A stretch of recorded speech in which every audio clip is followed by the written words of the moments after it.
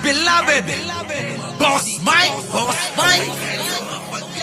Cervera.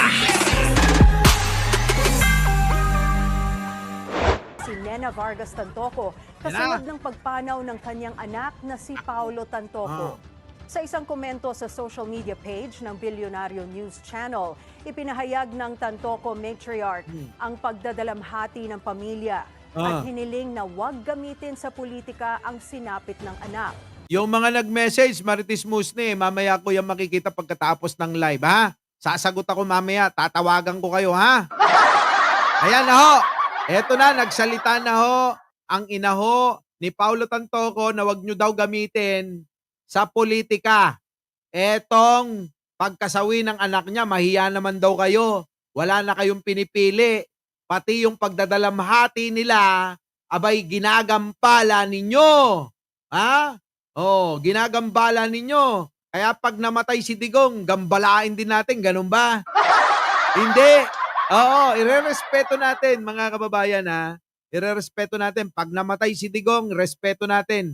Oo, abay magbigay tayo ng panalangin na bro, thank you at dininig mo ang panalangin namin. Ha? Di ba? Oh, eto na.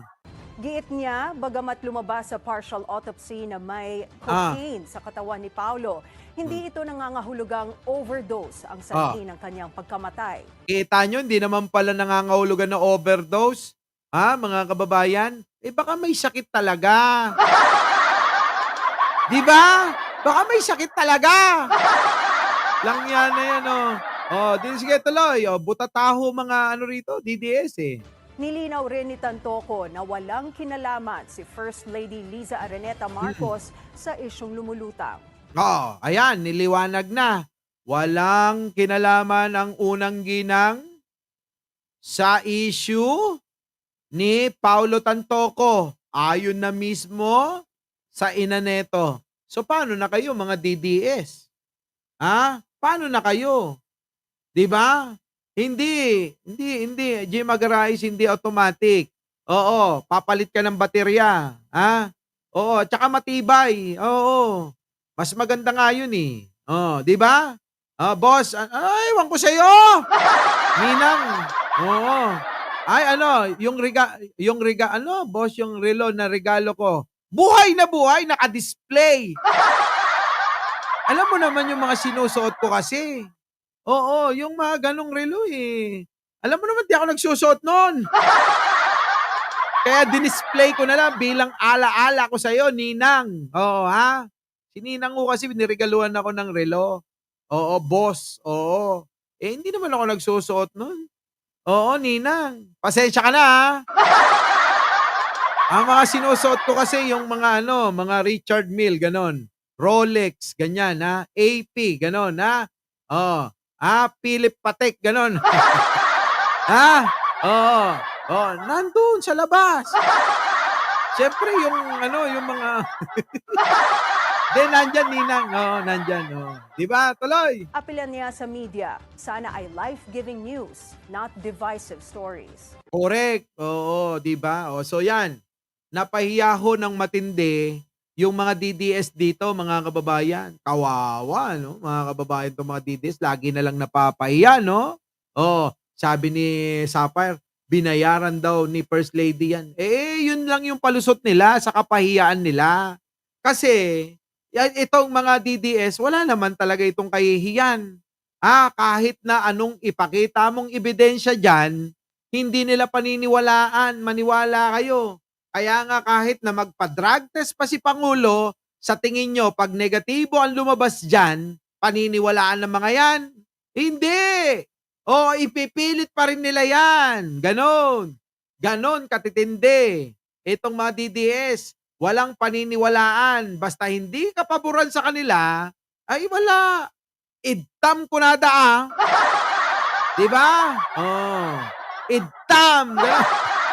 Matindi, no? Matitindi itong mga DDS. Oh. At tulad ng lagi mong sinasabi, magmahalan tayo. Tama? Ay, syempre! Si Ramjay dapat ganun. Mahal natin sila. Oh, see you ulit. Oh, maganda raw yung color. Hair ko. Sabi, Siyempre ako gumawa, Ninang. Kita nyo si Ninang Lili Tonini, nagpaganda yan, oo. Ha? Kita nyo, ano? Okay ba? Hindi ako kumikilos pero nag-uutos lang ako. Ganun ang boss. Di ba? Boss nga, Ninang eh. Balik ka sa salon. Sa mga gustong magpa-salon, magpaganda, magpa-beauty. Alam nyo na ha, para hindi kayo madismaya. Tawagan nyo lang ako. So mga kababayan, napakahaba na ng topic natin at nating live mga kababayan magpapaalam na tayo. Baka naman mga kababayan makalimutan nyo pa, Jojo Villanueva, nako, bukas, kita tayo ha. Pupunta kami, nandito na si si attorney. Magkita tayo dyan.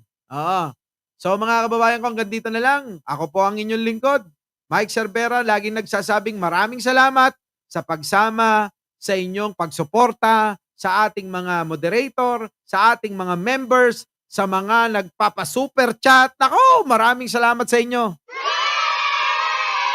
At syempre, laging nagsasabi, Leonora Brown, good night.